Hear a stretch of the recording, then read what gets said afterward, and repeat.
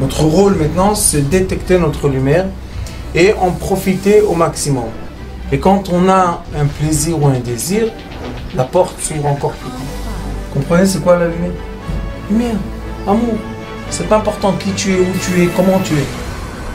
Dieu t'aime. On est Yudzaïn Betamouz. Et Yudzaïn Betamouz, c'est le commencement de la destruction, malheureusement, du premier temple et du deuxième temple. Et cette destruction est venue parce que, malheureusement, on a la haine gratuite entre nous. Et pourquoi on a la haine gratuite entre nous? La paracha de la semaine nous donne le signe. Et nous donne le signe pourquoi il y a la haine gratuite entre nous. Ce signe-là, on peut l'étudier dans la physique quantique. Ça s'appelle superpositionnement. C'est quoi le superpositionnement? Le bien et le mal se font dans le même moment. Le bien et le mal. Qu'est-ce que ça veut dire que le bien et le mal agissent au même moment? C'est que vraiment à chaque moment de la vie, on peut regarder en bas le mal et en haut le bien. Où on voit ça dans la paracha? Dans la paracha, nous avons un phénomène. Il y a des petits enfants ici? Nous avons un phénomène embêtant. Pourquoi? Parce que nous avons Bilam. Et ce Bilam-là, il n'est pas sur un âne, il est sur une ânesse. Et l'ânesse voit l'ange. Comment un homme ne voit pas ce que l'ânesse voit? Elle était plus pure que lui. Qu'est-ce qu'elle lui a dit? Elle lui a dit, Bilam, pourquoi tu me frappes? Moi, tu m'utilises, chacun va comprendre tout ce que ça veut dire, toute ma vie. Tu m'utilises à moi. Je suis ta femme. Oui. Ah, mes enfants, on n'est pas encore arrivé. Attendez. Le train, il a encore beaucoup de stations. Vendredi, j'étais avec Jacques. Et je lui ai dit, tu sais Jacques, il dit, le Rambam Akadosh, il dit que le comportement des êtres humains s'appelle le comportement des Égyptiens. Il dit que les Égyptiens, c'est eux qui ont touché le même tête charetouma. C'est les Égyptiens. Et il dit qu'à la fin, les êtres humains vont se comporter comme les Égyptiens. Il m'a dit, et alors? J'ai dit, le Rambam dit que le début de ça, c'est quoi? Homme, homme, femme, femme. C'est le début des Égyptiens. Mais après, homme animal et femme animal. Attendez, ne sois pas dégoûtés du tout. Les sphinx, les trucs. Il m'a ouvert des papyrus. Jacques, il m'a trouvé sur Google. Je lui ai dit, tu sais lire les papyrus? Il m'a dit, comment on lit ça? Je lui ai dit, regarde. 1 et 2 égale 3. Normal, non? Alors il montre. Une dame, un chien égale. Ah, d'accord. Chien, voilà.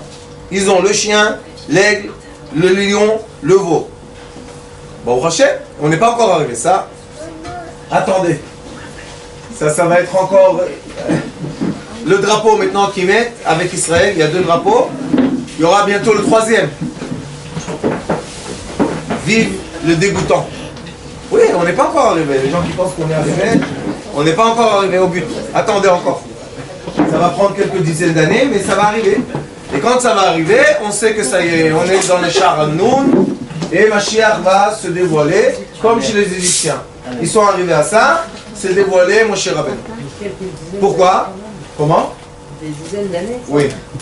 Ça va pas aller vite. Maintenant, premièrement, ils doivent mettre en place toutes ces histoires-là de femme, femme, homme, homme. C'est devenu, vous savez qu'on est l'État le plus libéral du monde. Et le président a dit, voilà, nous sommes l'État le plus sage, le plus intelligent. Baruch Hashem. Et ça, c'est Issour de Oraïta. Okay? Il faut savoir, ça c'est écrit dans la Torah, pas écrit après les sages ont dit. Ça, c'est Issour de Oraïta. C'est interdit. D'accord. Ah, qu'est-ce qu'on va faire? Et malheureusement, on voit que les religieux qui sont dans la Knesset, il y en a pas mal, personne ne dit rien. Sur l'argent écrit. Mais sur ça, personne n'a rien dit. Pourquoi vous dites rien sur ça? C'est de Oraïta, c'est l'interdiction de Torah. Il n'y a rien à faire, c'est la vie. Top, alors on continue. Dans la paracha, qu'est-ce qu'il y a? On a ce Bilam là, que c'est un tamé. Pourquoi il est tamé? Parce que, au lieu d'avoir une femme, il a un âne. une ânesse. C'est tamé siatouma. Mais lui, Yodea Da'at Elyon. Il sait qu'est-ce que veut Akadosh Baruch Hu et quand il veut. À quel moment? Yodea Da'at Elyon. Bilam, tamé, impur. Mais qu'est-ce que ça fait? Ça nous met en conflit. Nous, les êtres humains normaux, on a un conflit. Pourquoi? Il est écrit Vaïdaber Hashem el Moshe. Et ici, il est écrit Lo chalavor et pi Hashem, la sot tova oa milibi. Hashem yidaber Hashem oto adaber. La même chose. Alors, comment c'est possible qu'Akadosh Baruch Hu, il parle avec un tamé comme ça? Ça, c'est la touma de même tête, Sharet Touma. Et il parle aussi avec Moshe Rabbeinu. Il n'y a pas quelqu'un de plus tzaddik, plus pur que Moshe Rabbeinu. Et c'est lui, Mashiach, qui va se dévoiler, Bezrat Hashem, quand il va se dévoiler. C'est Moshe Rabbeinu. Il n'y a personne qui peut être Moshe Rabbeinu. C'est le seul qui est monté, qui a parlé, qui a descendu la Torah. C'est un pur, c'est un taor, c'est un kadosh. Alors comment c'est possible, dans la paracha, qu'on a un tamé comme ça à Bil'am, et un pur, Moshe Rabbeinu, ils sont un en face de l'autre. Celui-là, c'est qu'est-ce que veut Akadosh Baruch Hu, et celui-là, c'est ce que veut Akadosh Baruch Hu. Sachez que c'est très difficile. Pourquoi? Parce qu'il y a le peuple. Et le peuple, c'est nous, c'est les gens simples. Et les gens simples, quand ils voient ça, ils disent, qu'est-ce qui se passe? Qui est le vrai? Vous êtes d'accord avec moi? Ils posent la question, qui est le vrai? Est-ce que Bil'am est le vrai? Ou est-ce que Moshe Rabbeinu est le vrai? Et je peux les comprendre, pourquoi? Parce que d'un côté, Bil'am, Yodea Da'at Elyon, vraiment, il sait ce que veut Hachem. Et Hachem parle avec lui. Et Moshe Rabbeinu, la même chose. Vaïdaber Hachem el Moshe. Alors, qui est le vrai? Nous, les êtres humains, qu'est-ce qu'on peut faire? Comment on peut savoir qui est le vrai? Celui-là, il fait des nissim, celui-là, il fait des nissim. Celui-là, il fait des miracles, celui-là, il fait des miracles. Celui-là, il sait Dieu, celui-là, il sait Dieu. Qui est le vrai? C'est une question très dure. C'est pourquoi cette paracha-là, c'est une paracha très très importante, la compréhension de la superpositionnement. C'est vrai, je vais vous dire quelque chose qui est un peu choquant, c'est vrai qu'il y a entre nous des gens qui sont complètement impurs et ils ont des puissances. Ils sont complètement impurs mais ils sont puissants. Je vais vous dire une des personnes que vous connaissez, les Shabtai Tzvi. Vous connaissez en France, il y a des Shabtaïm.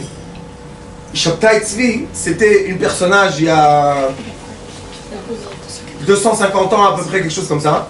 Et lui, Shabtai Tzvi, tous les sages de la génération ont été chez lui. Et il était chez le sultan turc. Et il marchait dans le jardin. Il est écrit qu'avec son petit doigt, il renversait un arbre de 300 ans. Vous prenez un arbre de 300 ans, vous prenez son doigt, hop, et l'arbre partait en l'air. Et tout le monde s'est dit, c'est le Mashiach. Parce qu'il savait la Torah, il savait tout. Et à la fin, on a vu que quand le sultan l'a menacé, ou tu meurs, ou tu deviens musulman, qu'est-ce qu'il a fait? Il est devenu musulman. Si tu es Mashiach, de quoi t'as peur? Il s'est converti. De quoi t'as peur si tu es Mashiach? Et après, beaucoup de l'Europe s'est converti à l'islam. Sachez ça, dans l'histoire de l'Europe, beaucoup de juifs sont convertis après lui. Pourquoi? Ils ont dit, écoutez bien ce qu'ils ont dit, lui, c'est le Mashiach.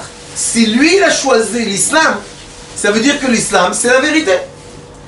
Moi, je vais vous dire la vérité. Mon Michael m'avait dit, Zichrono Evracha, que si on veut se sauver chaque génération, se sauver la vie, il faut écouter le Rambam Akadosh, Maïmouni. Et Chabad aussi, Maïmouni seulement. Pourquoi? Parce qu'au temps du Maïmouni, il y avait deux Mashiach comme ça. Il y avait un au Yémen et un en Europe. Et il tournait. Et il faisait des miracles. Et il était pauvre. Il leur a joué un jeu incroyable.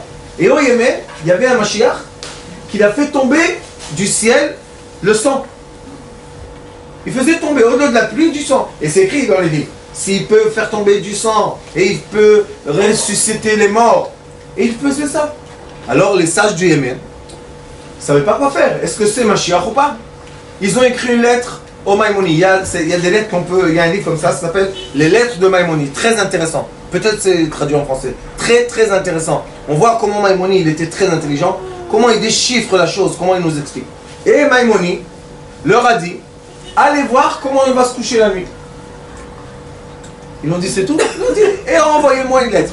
Comprenez qu'avant les lettres du Yémen, en Égypte, c'était pas 2 jours. Il leur a dit, je veux voir une chose. Comment il va se coucher la nuit? Et ils ont dit qu'il se couche sur le côté droit. Maïmonide leur a dit, lui, c'est pas Mashiach. Peut-être il a mal à l'épaule gauche, peut-être il a un problème.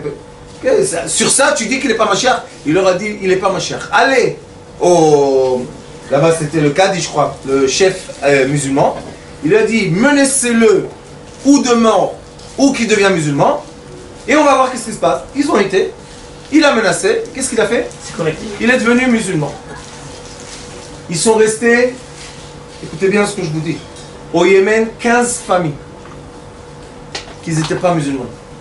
Tous les restes se sont convertis et il m'avait dit, Morichaim, que tous les gens qui sont dans le bassin de Saoudi, ce sont tous des convertis juifs. C'est pour ça qu'ils ont un amour vers nous, vraiment ils nous aiment. Ils ne savent pas pourquoi, ils sont attirés vers nous, ils ne savent pas pourquoi. Ils disent c'est nos frères vraiment. Sauf que, ils se sont tous convertis à l'islam. Et lui, ils sont restés 15 familles juives. Et après, il y avait des lettres avec le Maïmonide, comment faire les halachot, comment. Et sachez que les Yéménites, ils sont très durs. Ils ne bougent pas d'un millimètre. Pourquoi? Parce que quand ils ont bougé un peu, tout le Yémen est parti en popcorn, on dit? Popcorn. Et le Maïmonide leur a dit, une petite halakha, hein? Si on ne va pas se coucher sur le côté gauche, c'est pas possible qu'il ait Mashiach. Pourquoi?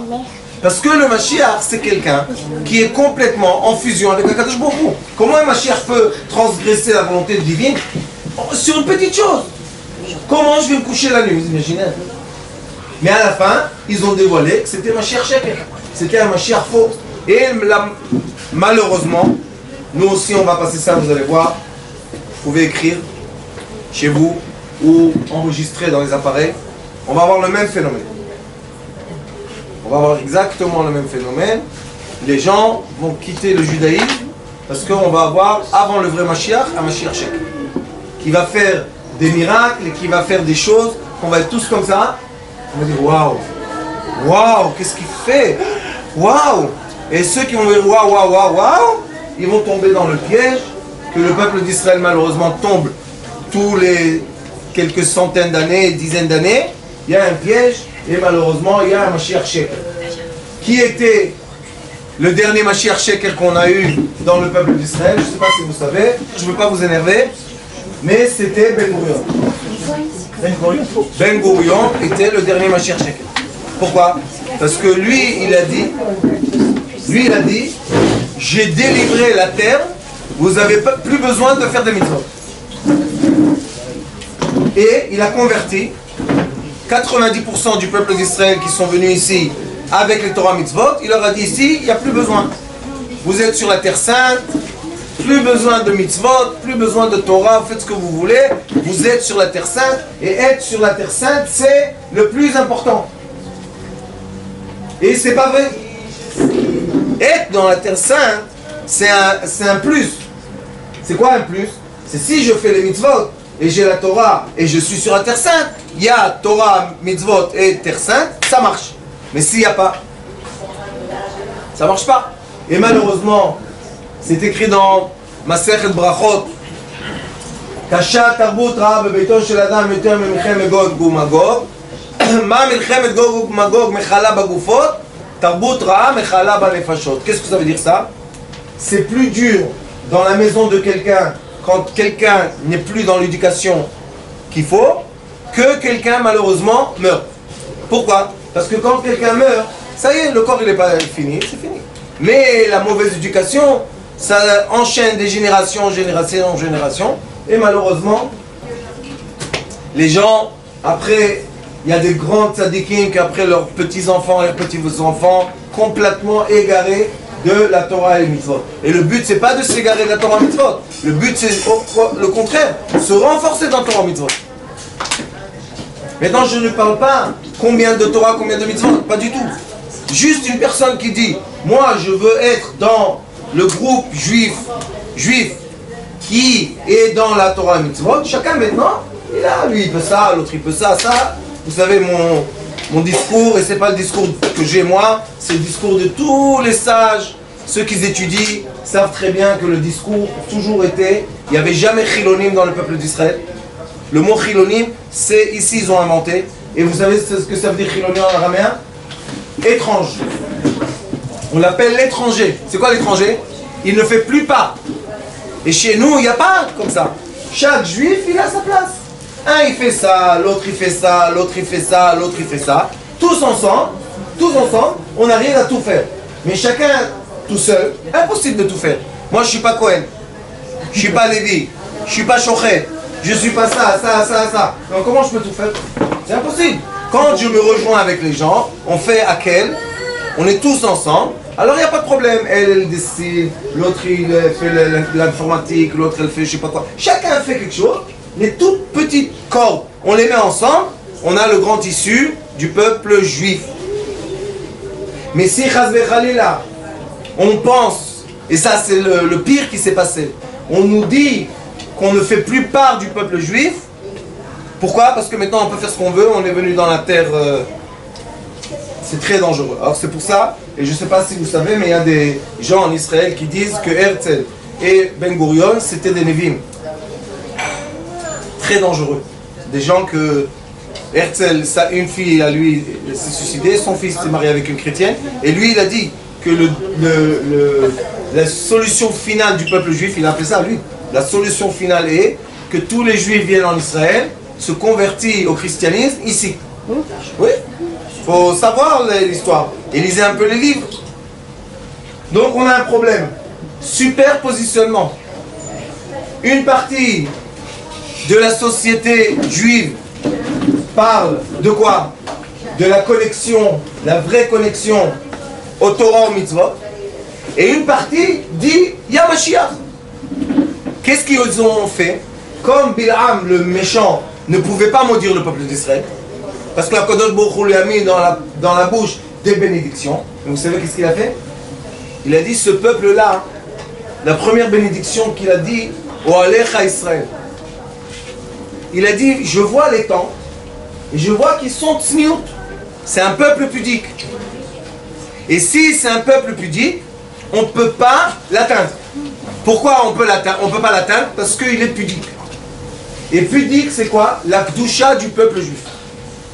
On a une certaine kdusha, qui est le comportement qu'on s'est approprié pendant les années, et on a une kdusha. La kdusha, c'est être pudique. Alors qu'est-ce qu'il a fait Bilam? Bilam, il a dit à Balak, il a dit écoute, les maudire je ne peux pas. Mais il avait la haine contre eux. Je vais vous raconter pourquoi il avait la haine contre eux. Il a dit les maudire, je ne peux pas les maudire. Ils sont bénis. Mais je vais te dire qu'est-ce que tu vas faire. Tu vas donner ta fille et les filles de Moab. Vous allez descendre à côté d'eux. Vous allez faire un chouk, un marché. Et quand ils vont venir, le peuple d'Israël, dans le marché, vous allez rentrer dans les tentes. Et là-bas, vous allez faire avec eux l'intimité interdite. Et quand vous allez faire ça, ça va emmener la colère. Et ils vont mourir. 24 000 sont morts dans le chouk. Qui a arrêté ça? Comme d'habitude, Moshe Rabbeinu. Moshe Rabbeinu, il a arrêté la magefa. C'est une magefa, c'est quoi une magefa? C'était une épidémie. Les gens mouraient. Tac, tac, tac, tac, tac, tac. Et pourquoi ils sont morts? Parce qu'ils ont entendu Bilam. Ils pensaient, lui, il connaît la volonté divine. Lui, il connaît la volonté divine. Nous, on préfère la volonté divine qui dit quoi? On fait la fête, les femmes, ce qu'on veut. Et l'autre, il disait, Israël, chacun dans sa tente, ne mélangez pas les tentes, ne vous mélangez pas. D'accord, il y avait Moshe Rabbeinu. Et vous voyez que Bilam, superpositionnement, il a dit exactement l'inverse. Le contraire. Le contraire de quoi? De Mishkenotecha Israël. Il a dit exactement l'inverse. Il a dit, pas du tout, allez faire ce que vous voulez. Et on voit, encore une fois, que tout tient de quoi? De la pudeur. Et si on nous dit, malheureusement, qu'on a le droit et on a l'obligation de ne pas être pudique, ceux qui nous disent ça, ça ne peut pas être Mashiach. Ça ne peut pas être Mashiach. Qu'est-ce qu'on peut faire? C'est la vie. C'est la vie. On ne peut pas déformer la vie. C'est comme ça. Akadosh Baruch Hu, il aime le pudique. Pourquoi, vous savez? Parce que les Kohanim, être pudique, ça vient des hommes. Ça ne vient pas des femmes. Oui, les Kohanim dans la Torah, lo ya'alu al mizbachecha. Ils n'avaient pas le droit de monter dans les escaliers, ça devait être lisse. Pourquoi? Qu'ils lèvent pas la jambe et on leur voit le talon. Comprenez un peu de quoi on parle? Du talon d'un homme. Alors Kalvachom, mais on ne parle pas du talon d'une femme, d'accord? Mais je ne parle pas maintenant, qu'est-ce qui se passe avec nous, je ne veux pas parler. La seule chose que je veux vous montrer, un superpositionnement. Un, c'est qu'est-ce que veut Dieu. L'autre, c'est qu'est-ce que veut Dieu. Un, il nous pousse et il nous encourage à être pas pudiques. Et l'autre, il nous encourage à être pudiques. Maintenant, qui on va entendre? Qui on va entendre? Qui on préfère entendre?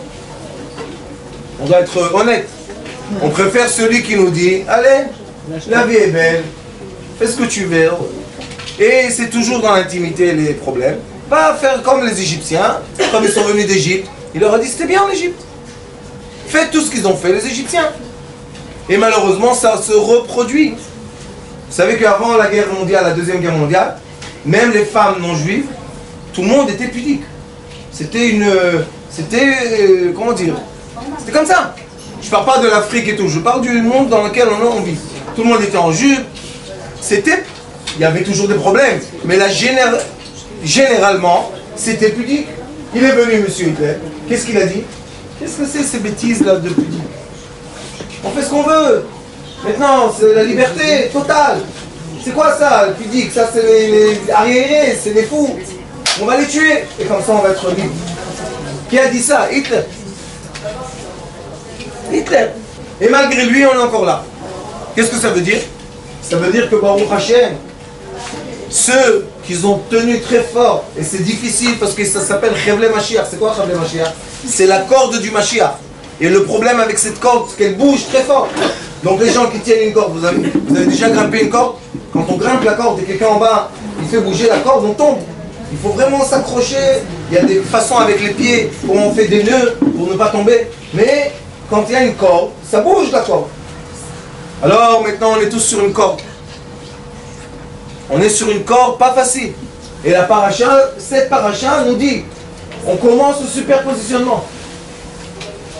Et les sages du Talmud disent que la destruction du deuxième temple, qui a été créée malheureusement par la haine gratuite, a développé le judaïsme. Pourquoi? Parce qu'au temps du temple, la majorité du peuple d'Israël venait 3 fois par an au temple, et c'est tout. Il n'y avait pas d'autre chose. Le maaser, il prenait en pièces, et il venait emmener au temple. Il n'y avait pas d'autres mitzvot. Les Kohanim, ils avaient des mitzvot, et les Lévim. Mais nous, le Israël, on venait au temple, c'est tout. Shalosh Pa'amim Beshana, Irei Kol Zechucha, 3 fois par an, on devait venir au temple. C'est tout, c'est tout ce qu'on faisait.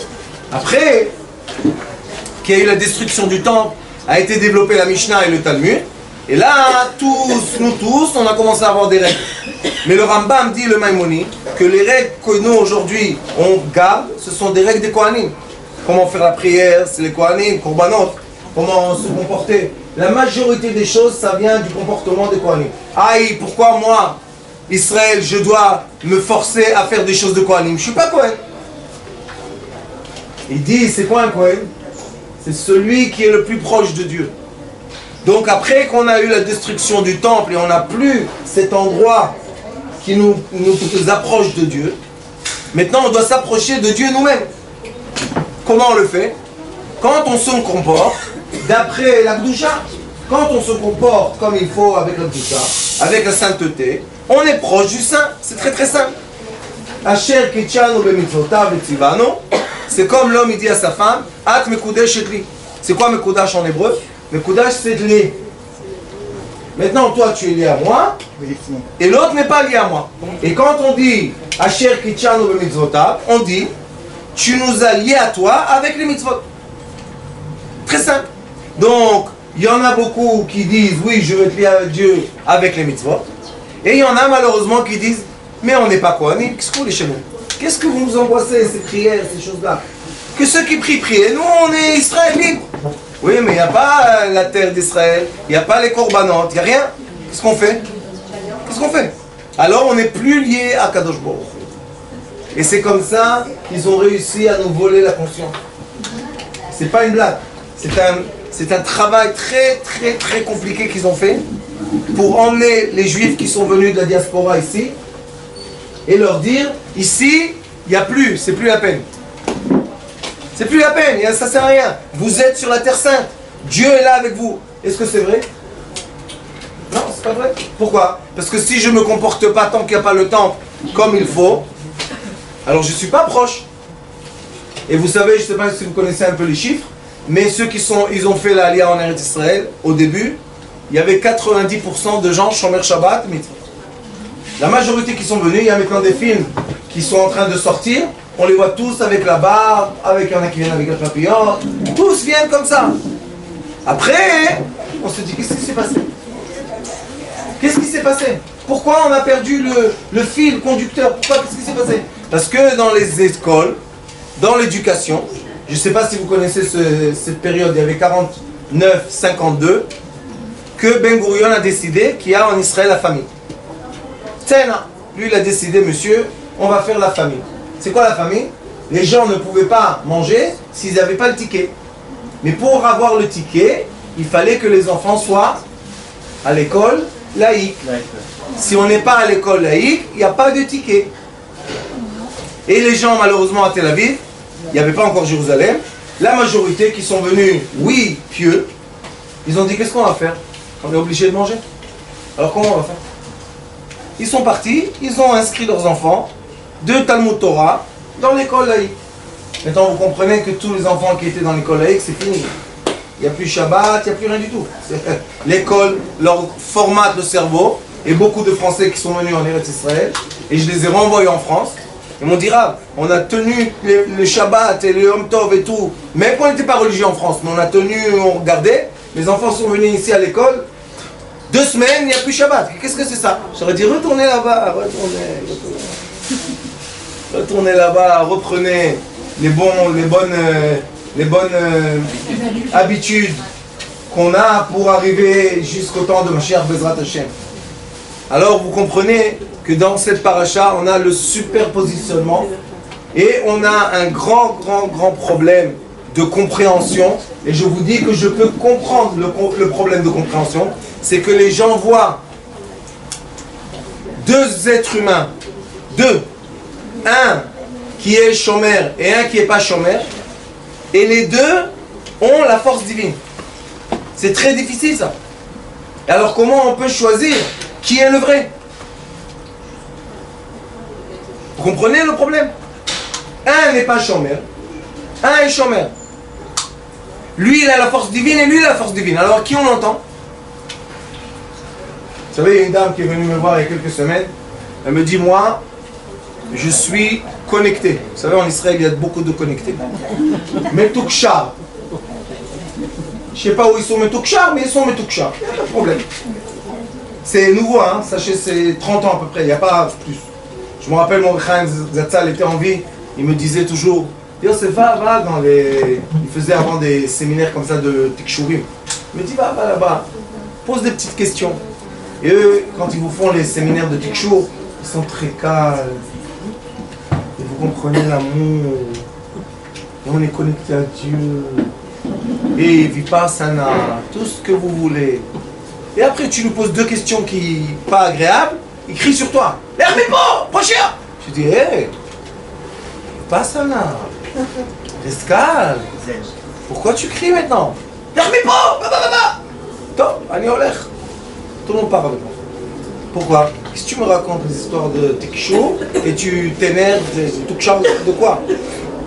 Donc il y a une dame qui est venue me voir, elle m'a dit, j'ai fait un Tikshur et on m'a dit dans le Tikshur que je dois venir vous voir. J'ai dit, Sahalik, c'est bien? J'ai dit, et qu'est-ce qu'ils t'ont dit encore dans le Tikshur? Que vous allez m'apprendre des choses que je dois savoir. J'ai dit, tu comprends que tu es possédé par une force. Je dis pourquoi? Je dis parce que le Tikshur, il te dit quoi faire et tu ne sais même pas qui tu vas voir. Il m'a dit oui, mais vous savez, je guéris les gens comme ça. Je lui ai dit comment tu les guéris exactement?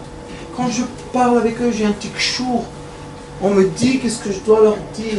J'ai dit, vous lui dites à la personne, je suis Metoukcheret et je vous dis qu'est-ce qu'il faut faire. Oui, bien sûr. J'ai fait des séminaires et je suis dans un degré de tikchou. J'ai dit, madame, vous savez à qui vous êtes connecté? La pauvre, elle est gentille. Elle m'a dit, je suis connecté. J'ai dit, mais vous savez qui vous donne l'information? Elle m'a dit, c'est pas important, j'ai l'information. Je lui ai fait un schéma, et je lui ai montré dans le schéma exactement la paracha. J'ai dit, tu sais, tu peux être connecté malheureusement aux forces spirituelles à gauche et aux forces spirituelles à droite. J'ai dit, est-ce que tu as ce phénomène et ce phénomène? Yo. Et tu as ça et ça? Oui. J'ai dit, tu comprends que c'est pas normal? Il m'a dit, mais qu'est-ce qu'il y a de pas normal? J'ai dit, si quelqu'un il est connecté à Kadosh Baruch Hu, comment il a ça et ça comme phénomène? C'est pas possible. Et je lui dis, si un jour tu reçois pas de tikchou, comment tu es? Ah, je suis mal, je vais mourir, Kitso. Oh Hachem, je crois que j'ai sauvé du tikchou. Mais sachez que c'est très difficile, parce que les gens étudient des choses qu'ils ne savent même pas qu'est-ce que c'est. Et ils deviennent après des gourous aux autres. Et les gens, ils croient. Parce que cette personne leur dit des choses secrètes, parce qu'elle leur dévoile des noms. J'avais une fois une histoire, mon crâne, cette salle. Il y avait un monsieur riche, très riche. Qu'est-ce qu'il a fait? Il est parti voir un rabbin. Le rabbin, ce rabbin-là, qu'est-ce qu'il faisait? Quand tu venais le voir, il te disait toujours le nom de quelqu'un d'autre. Toujours. Quand tu venais, il te disait, c'est qui David? Et il disait des noms que tout le monde connaît. C'est quoi David? C'est qui David? Emmène-moi David. Il était un peu comme ça, il faisait les yeux et tout. Vous savez, il y a des manières. Ah oui, il faut faire ça. Et après, lever les yeux et te dire, mire. Ne rigolez pas. Toutes les nuits en Israël, il y a des gens qui circulent chez les Mtoukcharim, ceux-là. Toutes les nuits. C'est une industrie d'argent incroyable. Paye 30 000, paye 20 000. Ah oui, bien sûr.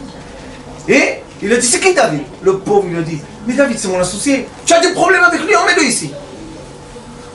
Lui, il a eu peur. Il a appelé son associé, il lui dit, viens. Qu'est-ce qu'il y a? Il te cherche. Il a emmené David, il a dit, c'est qui Arié? Il a emmené Arié, c'est qui sur Balagan Chalé? Mais lui, ce monsieur, non, ne rigolez pas. C'est vol de conscience. C'est pas drôle. Rav, c'est pas une blague. C'est quelqu'un, un homme d'affaires très très riche. Comment on a volé sa conscience en 20 secondes? Tu t'imagines? C'est un homme d'affaires. Si ça serait un ignorant, je comprends, tu lui voles sa conscience. Mais un homme d'affaires, c'est pas un idiot.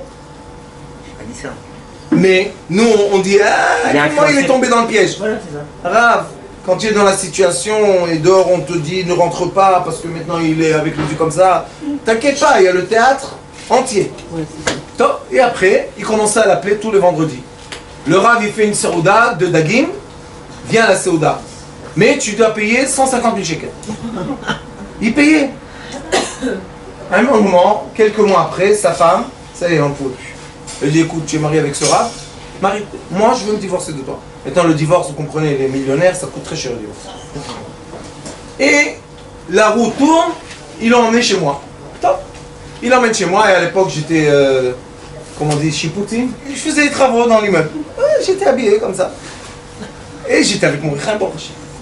Et je fais les chipoutis, il vient chez moi, il me regarde. Et toi, t'es le Rav? Je dis non, moi je suis pas un Rav, je suis un chipouti. Je fais de la peinture. Alors pourquoi on m'a envoyé ici? Je lui ai dit, tu parles avec moi 10 minutes, après tu décides si tu t'en vas ou pas. Il avait la voiture en bas, il y a 30 ans. 1 200 000 shekels. Il y a 30 ans. Un gros. Lui, il achetait la Parnassa tous les ans, 300 000 $, 350. Un gros, un vrai gros. Top. Il vient, je monte avec lui, j'avais une. Comme dans le toit, comme ça, on est assis. Et je lui ai dit, tu comprends que parce que toi, tu n'as pas le savoir, tu t'es fait attraper par quelqu'un. Je dis, qu'est-ce que ça veut dire? Je dis, si tu avais le savoir, tu aurais compris qu'est-ce qui se passe, mais tu n'as pas le savoir, tu es un ignorant. Donc on t'a volé ta conscience.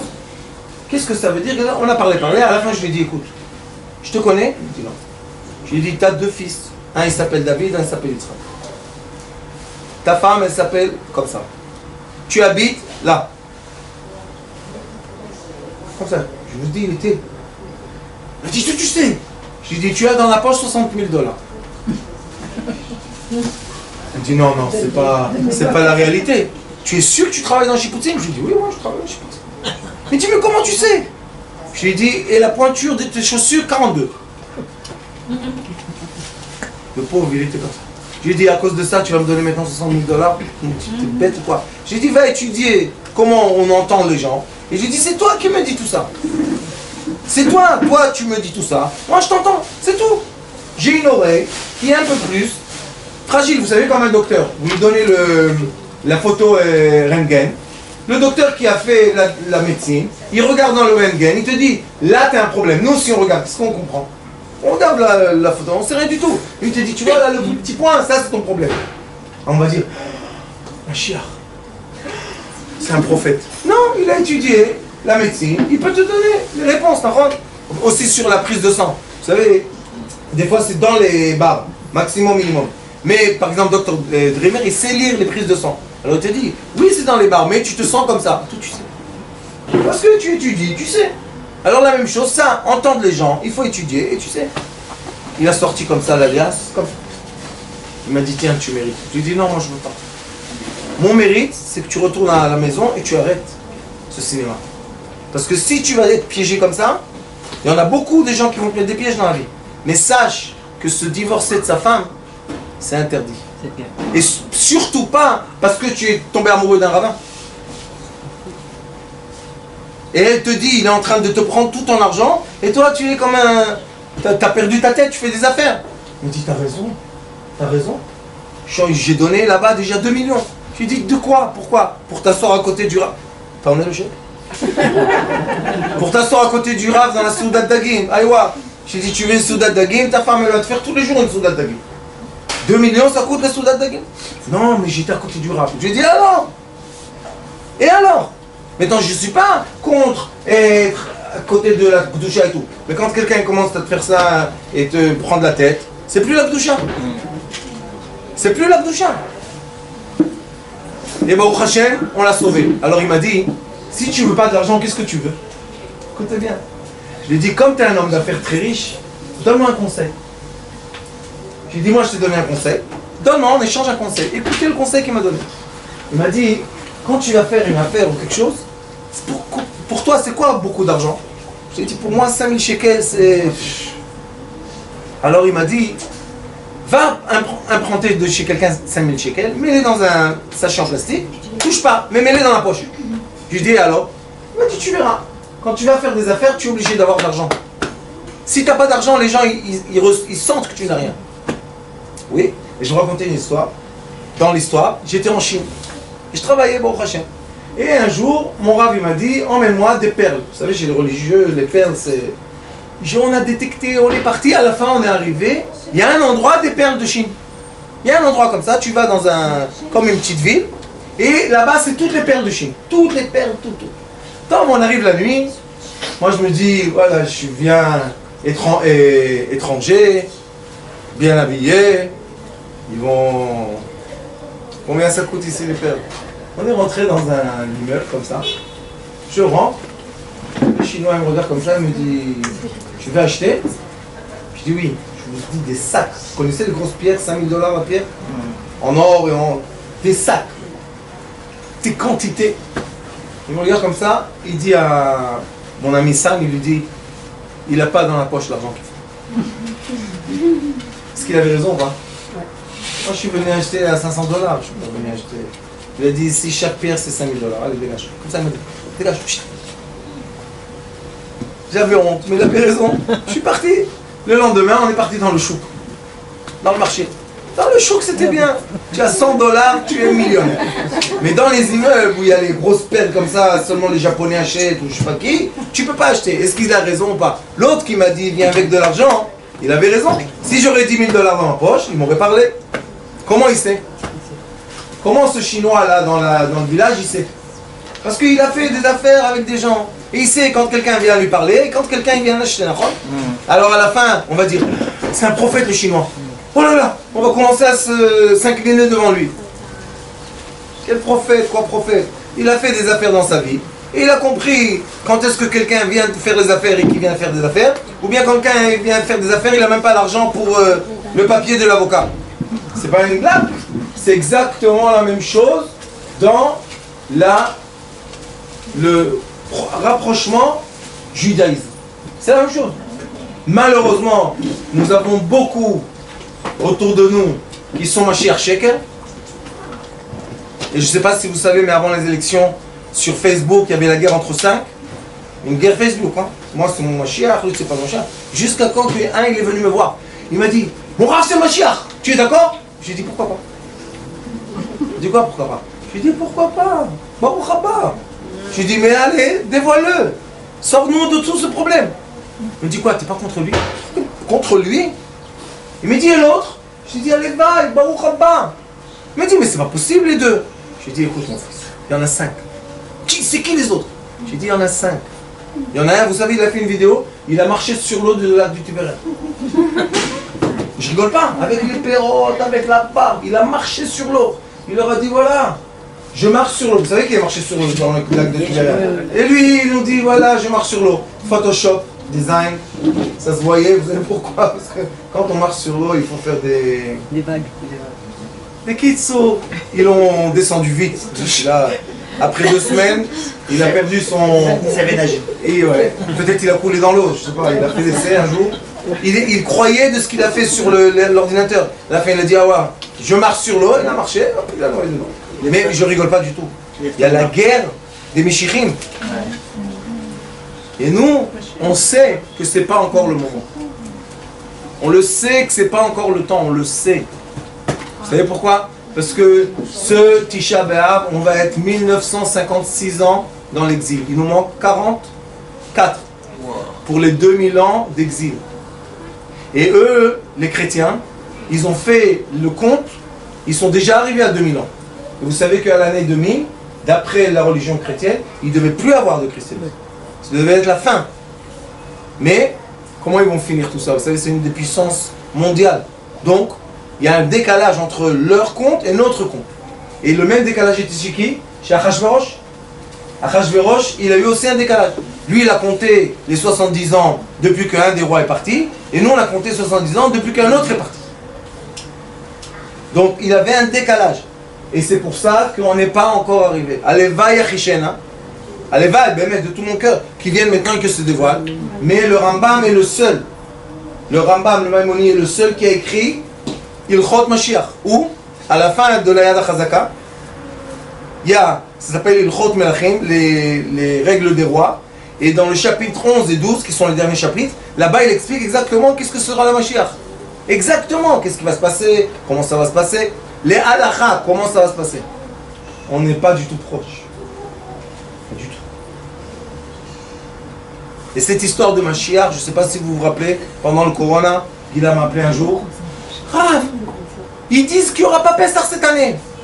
J'ai dit, Gila, ma fille, achetez des matzot, il y aura Pessah. Vous savez combien de Français n'ont rien fait pour Pessah parce que je ne sais pas qui leur a dit que c'est fini, il n'y aura pas Pessah cette année. Je rigole pas. Énormément de gens ne se sont pas préparés parce qu'il y a un Mashiach qui a dit, il y aura cette année, il n'y aura pas Pessah, c'est la fin. Ouais, charlatan. C'est pas des charlatans là, les pauvres. Non, les pauvres.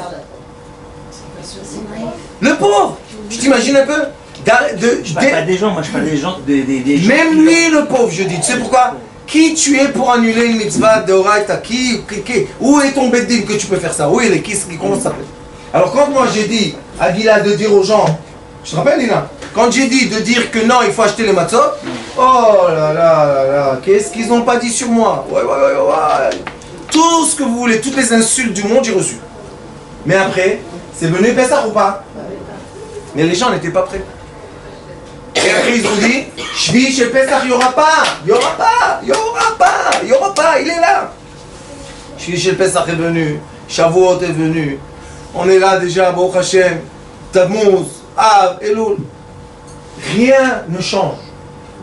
Mais le seul problème, c'est qu'on est ignorant et c'est pour cela qu'on peut nous voler la conscience. C'est pour ça que une des règles les plus importantes du judaïsme, c'est Talmud Torah. Vedibar Tabam, de l'âge de 3 ans, on commence à éduquer nos enfants, à comprendre ce qui se passe. Et quand on les éduque pour comprendre ce qui se passe, nos enfants sont prêts à vivre. Mais quand ils sont ignorants, après on leur dit Mashiach c'est elle. Pourquoi pas? Pourquoi pas?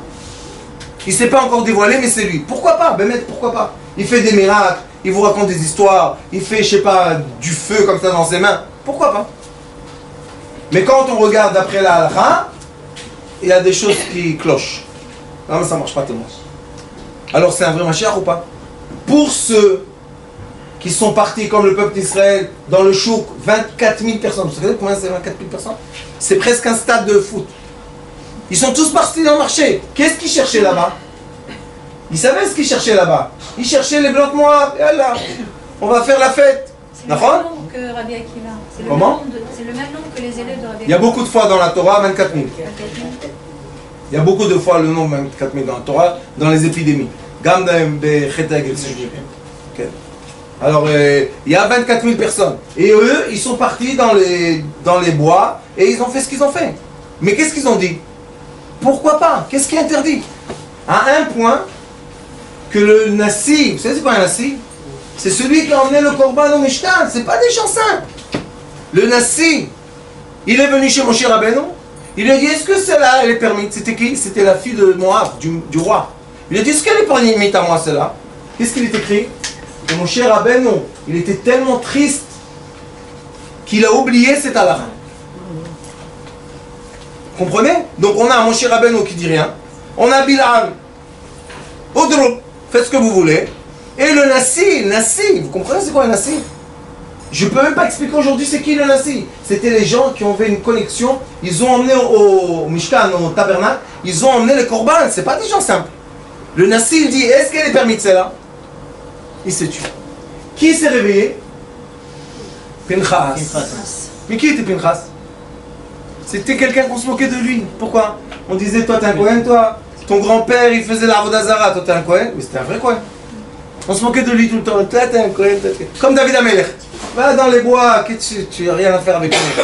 On est grand, on est beau, on est des Talmid Chacham. Et toi, qu'est-ce que tu es? Allez, va dans les bois. À la fin, c'était David Amelech le roi. À la fin, Pinchas, c'est lui qui a tué. Été, et c'est pas seulement qu'il a tué Rav. Il est rentré dans tout le camp de... Comment ça s'appelle? Hein? Shimon. Il est rentré, vous savez, dans tout le... Il est arrivé au Nassi, et il a pris dans une épée, L'homme et la femme. elle et lui, hop, il les a montés. Qu'est-ce qu'il est écrit? Il est écrit que Eliyahu Navi est rentré dans lui, Nadav et Avihu sont rentrés dans lui. Il a eu des forces qui lui ont permis de passer tout ça. Comment il n'avait pas peur que tout le chef le tue? Personne ne l'a touché. Pourquoi? Parce que lui, il était vrai. Pinchas, Ben Elazar, Ben Aaron HaKohen, c'était un vrai. Et lui, il a dit, non, Aboel Aramit, Kanaïm Pogimbo. Si quelqu'un il fait ça, les Kanaïm, ceux qui sont proches d'Akadosh Baruch Hu de la Torah, ils vont se battre avec lui. Alors on voit, regardez ce qui s'est passé. Quel balagan dans la tête des gens, les pauvres. Imaginez-vous, le Nassi, il est venu chez Moshe. Personne ne pouvait lui dire interdit. Il est retourné dans sa tente. Il arrive un, il le tue. Quoi, c'est pas un meurtre? C'est pas un meurtre? C'est pas un meurtre? C'est pas un meurtre? Arrêtez d'être des ailes. C'est un meurtre. D'accord, mais il a fait ça. Alors le chef et Shimon, qu'est-ce qu'ils ont dit? Il a tué notre Nassi. Eux, les gens, avant qu'on dévoile la halakha, les gens, qu'est-ce qu'ils disaient? Celui-là, le Kohen, il a tué notre Nassi. Vous comprenez de quoi je parle? Imaginez-vous Poutine aujourd'hui et quelqu'un va le tuer. Vous croyez que les Russes vont l'aimer? Ah, heureusement qu'il a tué. Ils vont... Pour le massacrer. Vous savez qu'il y a un monsieur qui a tué Baba Elazar. Un meurtre. Et vous savez où il est? Il est en prison en Amérique. Vous savez pourquoi? Lui et toute sa famille. Ils les ont exilés en Amérique. Parce que les fidèles de Baba Elazar ont dit dans la prison à l'extérieur, celui-là il ne va pas vivre. Ne vous inquiétez pas, nous on va s'occuper. Alors la police, elle a en Amérique, lui et toute sa famille. Parce que les gens les ont menacés vraiment de les tuer. Donc on voit que c'est pas tellement simple. Lui il marche avec eux, il montre à Moshe, il lui dit voilà ce qu'il faut faire avec eux. Moshe s'est rappelé, oui tu as raison. Kanaïm Pogimbo, Zo Halakha. On lui a rien fait. Il n'y a pas écrit un mot que quelqu'un l'a attaqué, quelqu'un l'a tué, quelqu'un l'a frappé, rien du tout.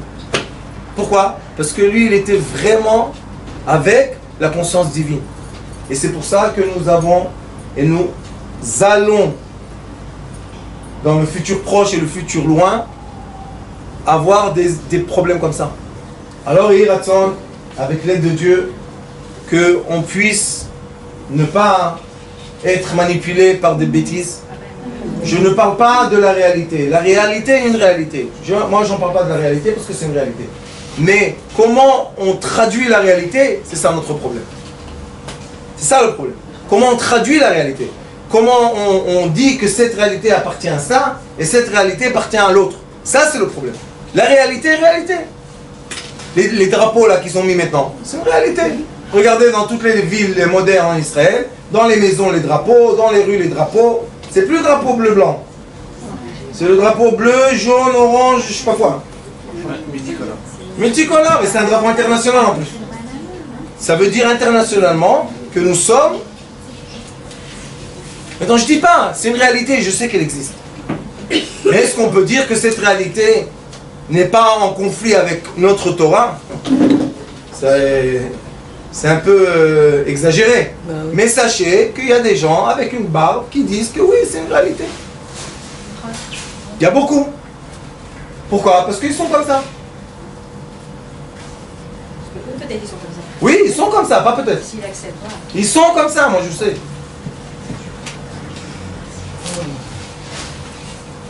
Je suis d'accord avec vous. Je suis d'accord avec vous, Jacques. Mais il faut savoir C'est quoi la question? se tenir et être lié aux écrits et ne pas bouger. On n'a pas bougé 1956 ans, on ne va pas bouger maintenant. Et ceux qui sont liés aux écrits comprennent exactement ce qui se passe. Moi je vous dis, comme pas tout le monde va faire ce que moi je veux faire, je sais, mais moi je vous dis, faites très attention. Les informations sont très très difficiles. Très difficiles.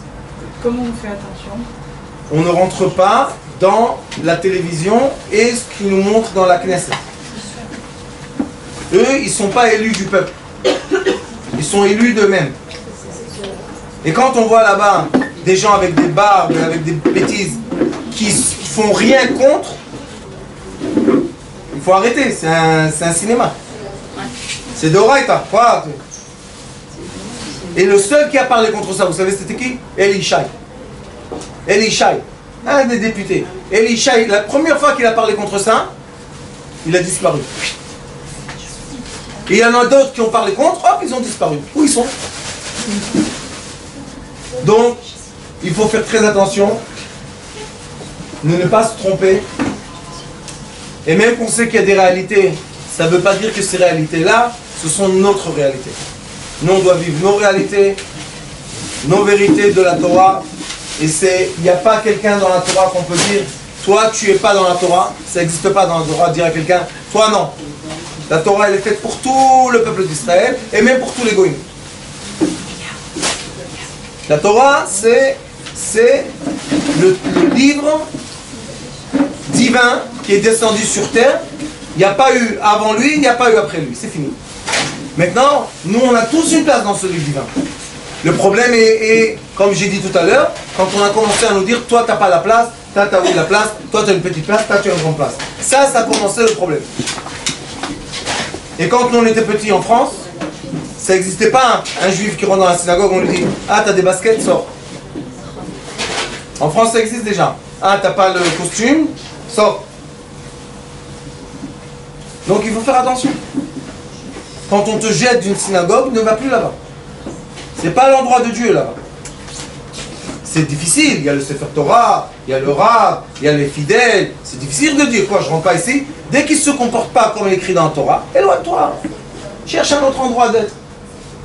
Et ça devient de plus en plus rare de trouver des endroits qui acceptent les juifs comme ils sont juifs. Baruch Adonai Leolam, Amen, Amen. Imloch Adonai Leolam, Amen, Amen. Toda Rabba.